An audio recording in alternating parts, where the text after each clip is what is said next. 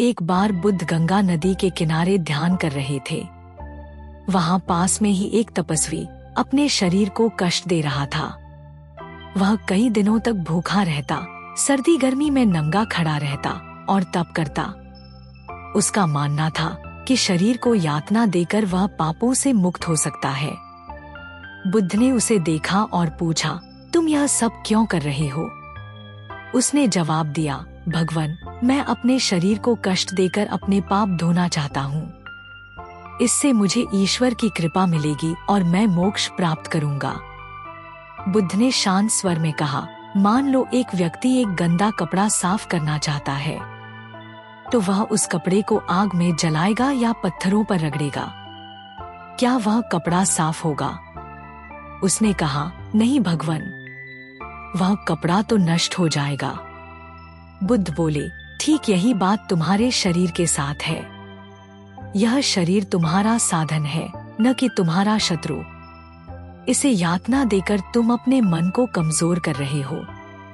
सच्चा पाप वह नहीं जो शरीर करता है, बल्कि सच्चा पाप वह है जो मन में पैदा होता है, लोभ, क्रोध और अज्ञान। इन्हें दूर करने के लिए ध्यान करो, मन में करुणा जगाओ और नैतिक जीवन जियो। बुद्ध ने कहा, मैं तुम्हें एक कहानी सुनाता हूँ। एक बार एक व्यक्ति नदी पार करना चाहता था। उसने एक नाव देखी, लेकिन उसने सोचा कि अगर वह नाव को अपने कंधों पर उठाकर नदी में चलेगा तो वह जल्दी पार पहुंच जाएगा। वह नाव को कंधे पर लाद कर पानी में उतरा, लेकिन डूब गया। क्या उसने नाव का सही इस्तेमाल किया? उसने सिर हिलाया और बोला, नहीं भगवान, नाव को पानी में चलाना चाहिए था, उसे कंधे पर नहीं ले जाना चाहिए था। बुद्ध मुस्कुराए और बोले, तुम्हारा शरीर भी उस नाव की तरह है। यह तुम्हें सत्य के किनारे तक ले जा सकता है, लेकिन तुम इसे नष्ट कर रहे हो। बुद्ध ने आगे कहा, मैंने भी तपस्या की थी मित्र। मैंने अपने शरीर को इतना कष्ट दिया कि मैं मृत्यु के कगार पर पहुंच गया।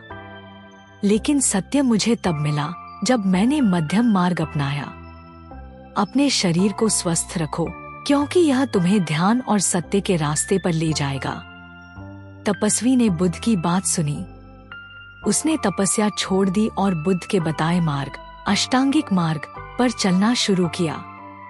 उसने ध्यान और करुणा के माध्यम से अपने मन को शुद्ध किया और धीरे धीरे शांति प्राप्त की। भगवान बुद्ध ने कहा, अपने शरीर को कष्ट देने से ईश्वर की प्राप्ति नहीं हो सकती। शरीर को यातना देना न केवल व्यर्थ है, बल्कि यह मन को कमजोर करता है और सत्य से दूर ले जाता है।